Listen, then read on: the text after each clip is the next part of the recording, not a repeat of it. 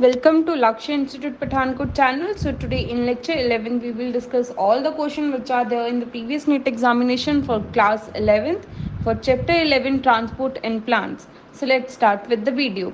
The first question is this amongst the following facilitates the opening of stomatal apparatus.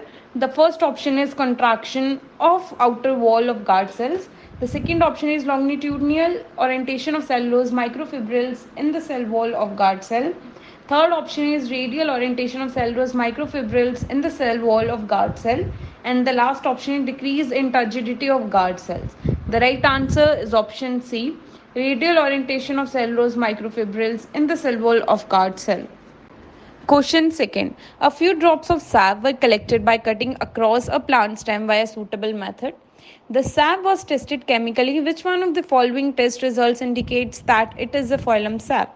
Option A is absence of sugar. Option B is low refractive index. Option C is alkaline. And option D is acidic.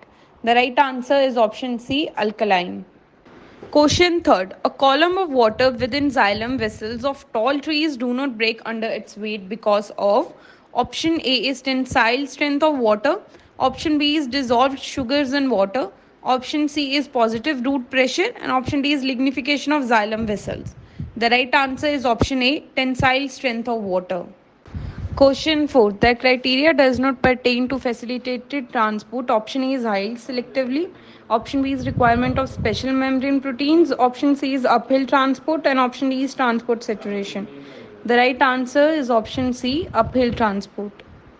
Question 5th. In land plants, the guard cells differ from other epidermal cells in having option A is chloroplast, option B is endoplasmic reticulum, option C is mitochondria, and option D is cytoskeleton. The right answer is option A, chloroplast.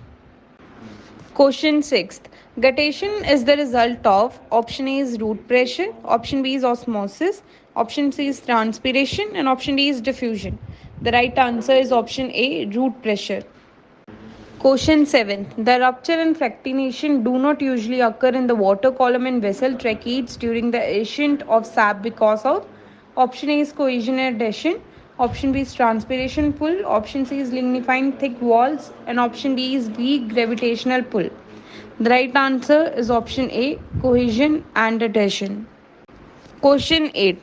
The translocation of organic solutes inside tube membrane is supported by option A is mass flow involving a carrier and ATP, option B is P proteins, option C is root pressure and transpiration pull, and option D is cytoplasmic streaming. The right answer is option B, P proteins. Question 9. Loading of phloem is related to option A is strengthening of phloem fiber, option B is separation of phloem parenchyma, and option C is elongation of phloem cell, and option D is increase of sugar in phloem. The right answer is option D, increase of sugar in phloem.